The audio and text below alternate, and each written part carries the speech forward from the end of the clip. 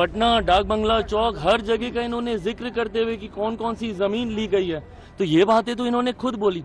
एक कानून बनाना चाहिए बहुत कड़ा। सारी जमीनें हड़प ली गई है, चाहे सरकारी हो या गैर, उसमें जो काम करने वाले लोग हैं सब बेच दिया है। मुसलमान के विरोध में ये बिल आ रहा है तो मुसलमानों की जमीन छीन ली जाएगी। इसी तरीके से एक काला दिन सीए के वक्त आया था, इसी तरीके से एक काला दिन धारा 370 के वक्त आया था, इसी तरीके से पूरा लोकसभा का चुनाव काले दिन के तौर पे था। क्यों? क्योंकि उसमें आरक्षण हम लोग छीन रहे थे, उसमें संविधान की हम लोग हत्या कर रहे थे। इतनी ही चिंता थी तो एलओपी खुद बोलते सारी बातों को इसके ऊपर रखते, जबकि बिल इंट्रोड्यूस हो रहा था तो एलओपी खुद गायब थे। आप अनकॉन्स्टिट्यूशनल, काला दिन, कुछ भी मोदी सरकार लेकर आती है आपके लिए अनकॉन्स्टिट्यूशनल हो जाता है, आपके लिए वो काला दिन हो जाता है। इसी तरीके से एक काला दिन सीए के वक्त आया था, इसी तरीके से एक काला दिन धारा 370 के वक्त आया था, इसी तरीके से पूरा लोकसभा का चुनाव काले दिन के तौर पे था। क्यों? क्योंकि उसमें आरक्षण हम लोग छीन रहे थे, उसमें संविधान की हम लोग हत्या कर रहे थे। सिर्फ झूठ बोलना, फॉल्स नैरेटिव सेट करना, लोगों में एक डर का माहौल पैदा करना, सिर्फ विपक्ष की अब ये भूमिका रह गई है। कल मुझे बता दीजिए विपक्ष के कितने नेता थे जो तथ्यों पे बात कर रहे थे? अधिकांश लोगों ने एक जनरलाइज स्टेटमेंट दे के भ्रम फैलाने का प्रयास किया कि मुसलमान के विरोध में ये बिल आ रहा है तो मुसलमानों की जमीन छीन ली जाएगी। भाई सिस्टम में अगर पारदर्शिता ला रहे हैं तो किसकी जमीन छीनी जाएगी? सिस्टम को अगर ट्रांसपेरेंट बनाया जा रहा है और सशक्त बनाया जा रहा है, प्रो पुअर मुसलमान बनाया जा रहा है, महिलाओं को इसमें इंक्लूड किया जा रहा है, तो ऐसे में चिंता आपको क्यों हो रही है?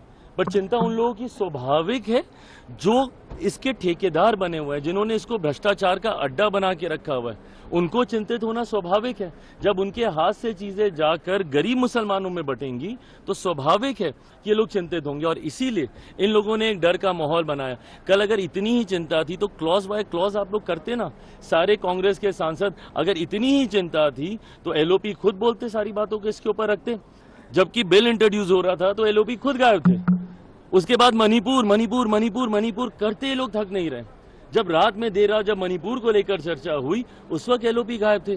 तो ये तो कांग्रेस की गंभीरता को दर्शाता है कि इन लोगों ने इस विषय को कितने गंभीरता से लिया।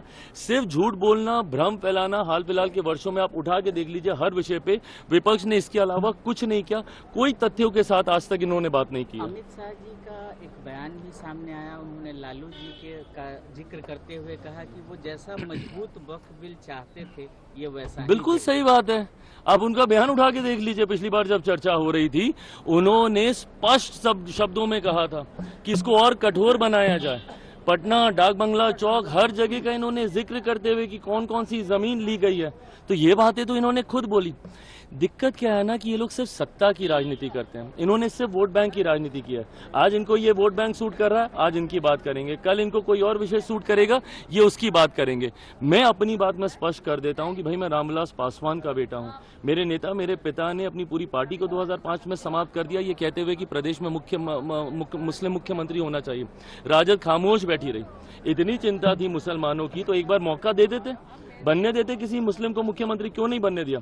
कांग्रेस को इतनी ही चिंता थी तो एक बार मुस्लिम मुख्यमंत्री बिहार में बना देती। बड़ी बड़ी आबादी है बिहार में मुसलमानों की, वो नहीं किया।